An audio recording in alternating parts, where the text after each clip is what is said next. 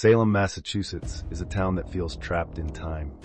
Cobblestone streets wind past centuries-old buildings, their weathered facades whispering tales of the past.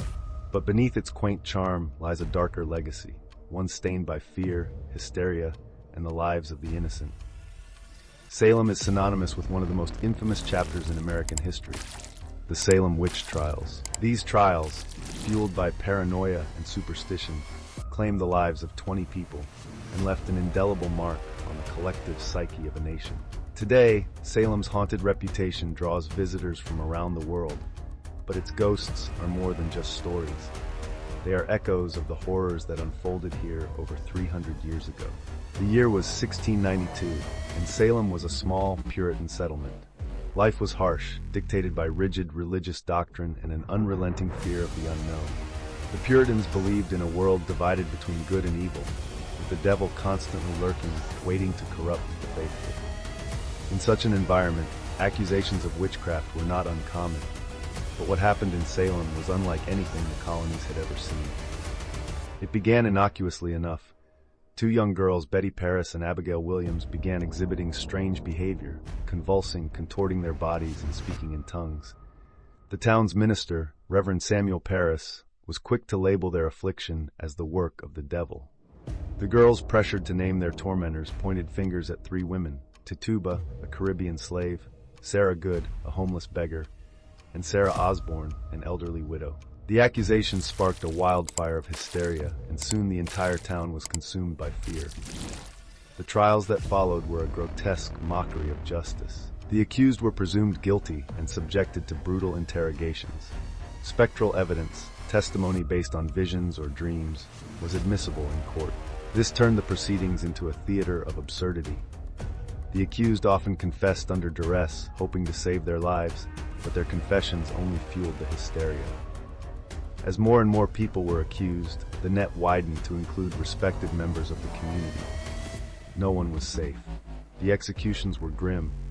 19 people were hanged on Gallows Hill, their bodies left to swing in the cold New England wind as a warning to others. One man, Giles Corey, refused to plead guilty or innocent. For his defiance, he was pressed to death with heavy stones, his final words said to be, "More weight." The gruesome nature of these deaths left a stain on Salem, one that time has never been able to erase.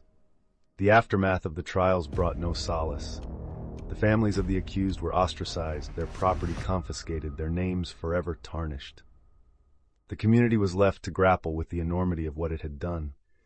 Decades later, the Massachusetts colony formally apologized, but the damage was already done.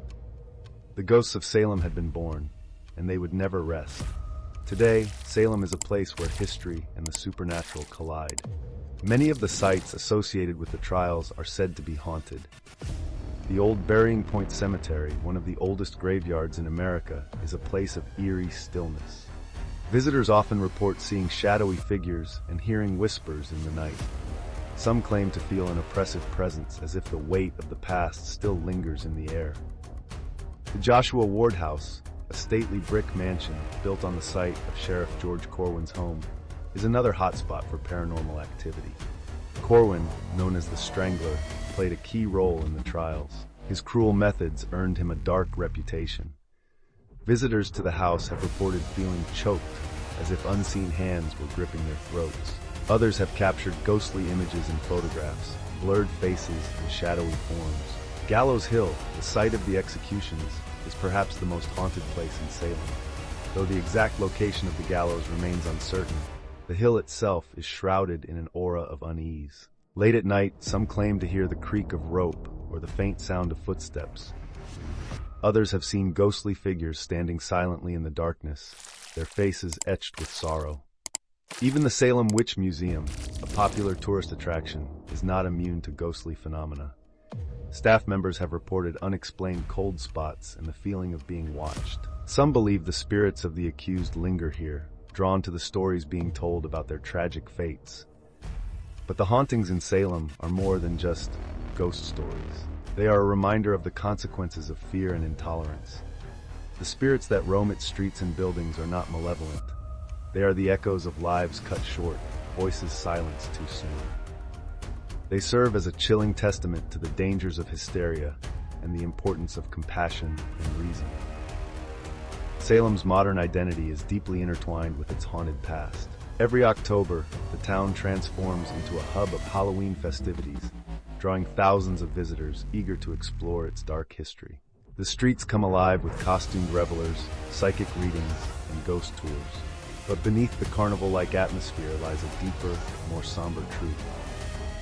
Salem's ghosts are not here to entertain. They are here to remind us of the cost of forgetting our humanity. Walking through Salem at night, it's easy to feel the weight of its history. The wind carries a chill, and the shadows seem to move with a life of their own. The past feels close, as if the veil between worlds is thinner here. You might hear the faint echo of a gallows creaking, or catch a glimpse of a figure disappearing around a corner. The ghosts of Salem are not confined to its haunted sites. They are everywhere, woven into the very fabric of the town. As you leave Salem, the stories stay with you. They linger in your mind, a reminder of what happens when fear overtakes reason. The Salem Witch Trials were a tragedy, but they are also a cautionary tale. A reminder that the true horror often lies not in the supernatural, but in ourselves. And in Salem, the ghosts will continue to walk, their stories whispered on the wind, as long as there are those willing to listen.